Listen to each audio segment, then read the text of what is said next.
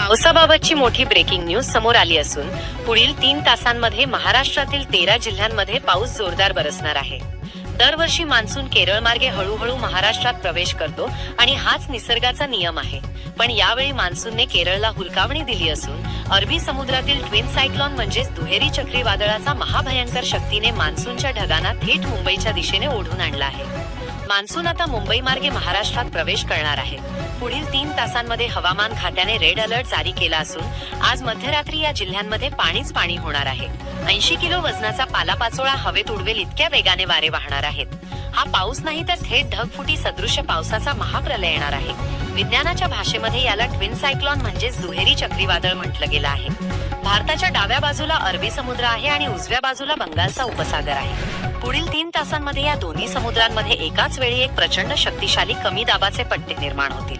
जेव्हा ही दोन्ही वादळं शेजारी येतील आणि एकमेकांच्या गुरुत्वाकर्षणामुळे महाराष्ट्राकडे झेपावली जातील, या दोन्ही चक्रीवादळांचं केंद्रस्थान आपला महाराष्ट्र ठरेल आणि या दुहेरी वादळामुळे मान्सूनच्या ढगांना महाराष्ट्राकडे खेचलं जाणार आहे। पुढील 3 तासांमध्ये थेट मुंबईच्या किनारपट्टीवरती हे आदळणार आहे।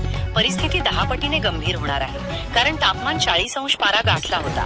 परंतु पुढील 3 तासांमध्ये सध्या महाराष्ट्रामध्ये वाढलेली प्रचंड उष्णता आणि समुद्रावरून आलेले प्रचंड बाष्प वादळाच्या वेगाने आकाशात जमा होतील, तेव्हा उत्तरेकडून म्हणजेच हिमालयाकडून येणारी अत्यंत थंड हवा या ढगांना येऊन धडकणार आहे।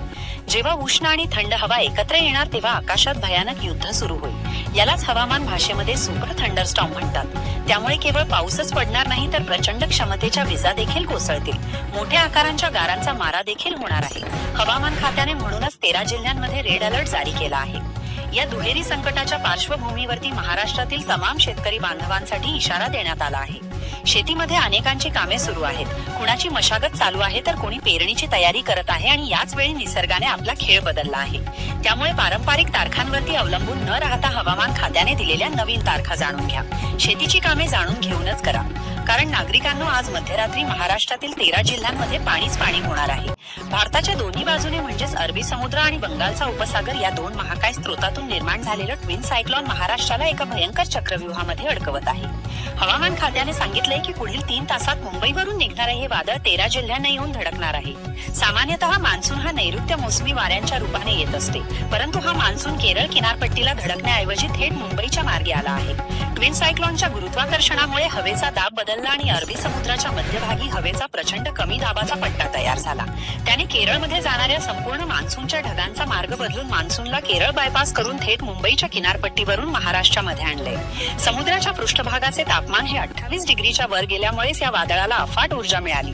हीच ऊर्जा घेऊन हे ढग आता महाराष्ट्राकडे झेपावले जात आहेत। पुढील 3 तासांमध्ये महाराष्ट्रातील 13 जिल्ह्यांवरती जिथे रेड अलर्ट जारी केला आहे तिथे हे बरसणार आहेत। मुंबईकडून महाराष्ट्राच्या अंतर्गत भागांकडे वारे सरकणार आहेत। जेव्हा समुद्रावरून आलेले हे बाष्पाचे गरम वारे सह्याद्रीच्या उंच उंच डोंगर रांगांना धडकणार आहेत, तेव्हा त्यांना पुढे जाण्यासाठी मार्ग न मिळाल्यामुळे ते ढग उंचावर जाऊन बरसणार आहेत।